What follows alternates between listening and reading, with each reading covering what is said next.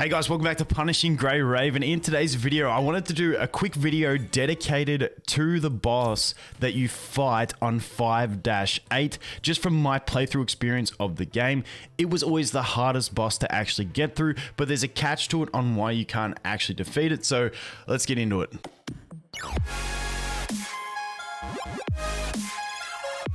Okay, so the first thing to note with this boss is the power required. It does say 2600. Now, throughout the whole game up until this point, 5-8, it's been pretty easy just to cruise through the game. And you know, as long as you dodge right and stuff like that, you're fine. Now, this boss regenerates the shield and health, and you can't kill the boss unless you have the damage to do it. So for a lot of people who get to this stage, the main breaking point for you on actually clearing it is going to be getting strong enough to actually deal the damage to kill it. So this is the first point in the game where you really have to put some investment into your character, your main damage dealer, to get some progression through the game. As you can see, I did get my Lucia to 1851. Now, I did this on the beta with a Bianca at about 1700 power quite easily. This fight is much easier if you play it ranged, in my personal opinion, but it is doable at melee, but not as easy. So if you want to look at my Lucia just for reference,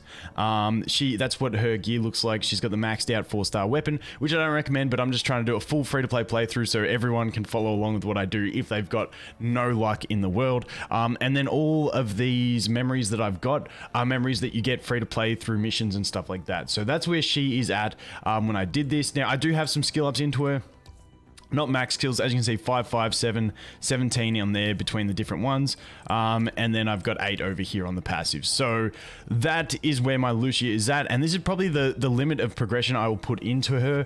And then I hopefully won't need to skill her up too much more. Maybe for the final chapter, I might need a bit, but we'll wait and see. But power is going to be your main cap for this battle, so keep that in mind. You might have to start actually upgrading a few things to go ahead and get your power up so that you can deal the damage, because like I said, if you don't have the damage, you will struggle on this boss. Now, the thing to note about your other two characters, they don't have to be battle powered up. It's all about the main damage dealer dealing that damage.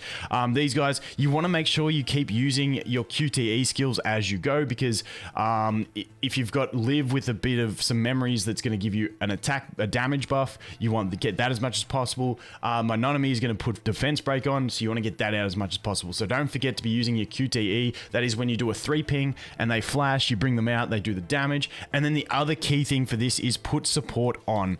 This is probably why I had the most trouble on the beta, because I didn't have anyone to support. But if you put support on, you will get other people's units come in and help you out, and that will allow you to get that extra little bit of damage. So I'm just going to jump in and try and show you guys.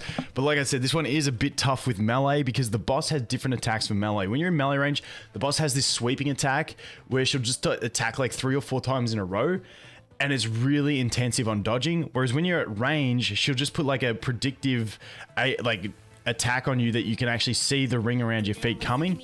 And you can dodge it really easy from range. Okay, take 2 of this. I screwed up the first time. Let's go. So you'll see the support coming in with Wraith coming in. Wraith. So we get the dodge there, we get that, and then we go ham, we get that out, and watch her attacks.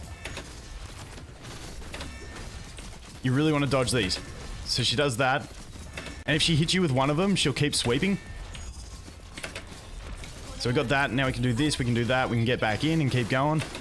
Oh, missed that one. And you want to keep dodging those first swipe, because if she hits you with the first swipe, you're dead.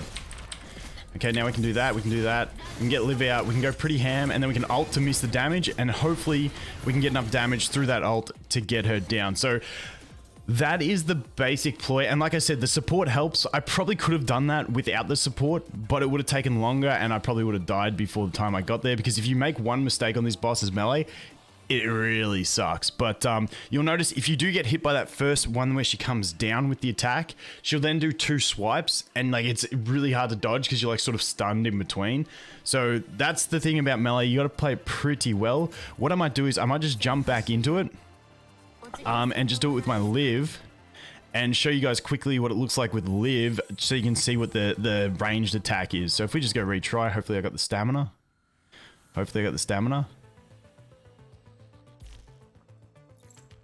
Damn, how much stamina do I need? I've already done my refills. I'll be back in a minute when I get to 12 stamina. Okay, stamina is back up, so we can jump in. I'll just swap over to Liv. I can't be bothered swapping the team around. I'll swap to Liv at the start, and you'll see the different skill set that the boss has. But like I said, melee, if you make one mistake, you're pretty much dead, just restart. But it's not too bad once you realize you've just got to actually power up some equipment. I probably powered up too far. I was just in there and powering up. I probably could have done it a little bit weaker now that we do have supports. But I had in mind that I didn't have the supports. So let's jump in. We'll skip. We'll just go straight over to Liv. And you'll see the abilities. So you can see the ring around me. And you can just see that ring at my feet that gradually builds up. And then you can really telegraph all of the attacks that the boss does from here like that. So like it's so much easier just to see everything that the boss is doing from range. But as you can tell, my Liv doesn't have the stats, and we ain't getting anywhere. You can see that ability there, how the boss is doing the 3 swipes. That's what you get really destroyed by in melee. But yeah, like there's the ring again. So we do that, get that out. But you can see like I'm doing ults, I'm doing everything, and like with my ult I get a little bit of damage into the boss, but what the telegraph didn't reach me. Okay, she extends past the telegraph. That sucks. But as you can see, we could sit here all day and we pretty much won't be able to do it because the boss keeps regenerating. And we have got her down to, we did have her down to 4 for a bit, but as you can see, we've even got someone else's support in there, and we ain't gonna do it. Whoops. So that's pretty much it. But as you can see, it's much easier fight from range because you have that one less mechanic. Watch, she'll start doing the sweep here, and that's the one that you want to watch out for. That one there, when you're in melee range, really hurts. Oh wait, here it is. So that's the ring again. So we can do that, we can do that, we can do that. We can do that. You get another one of those out, then we can do that. And don't forget, your ults do make you immune to anything, but we can't even penetrate that shield right now. So like I said, really easy to survive at range. So if you've got a Bianca, take it because it's just easy. Easy wins with Bianca. But now I'm just having fun with this. Now I'm just having fun. She's gonna do the swipes again. No, she's doing that one. Okay, boom, boom. But as you can see, we ain't getting anywhere with that.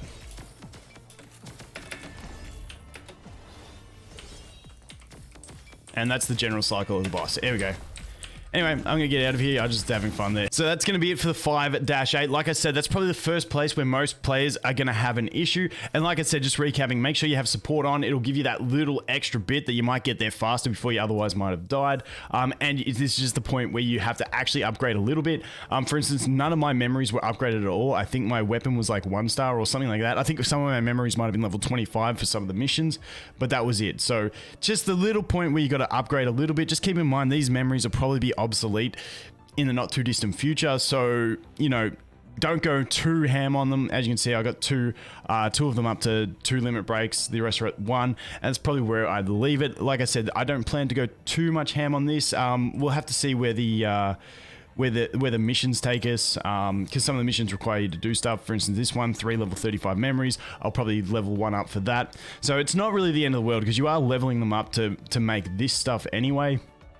But keep in mind, you will eventually just be using all 6-star memories, so they will fade out. But anyway, guys, that is it for the boss at 5-8, which, like I said, probably the hardest boss in the game when you get to it because you don't know why you can't beat it. It's purely just a numbers game. But anyway, guys, thanks for watching. I hope you have an awesome day, and I'll look forward to seeing you in the next one. Cheers.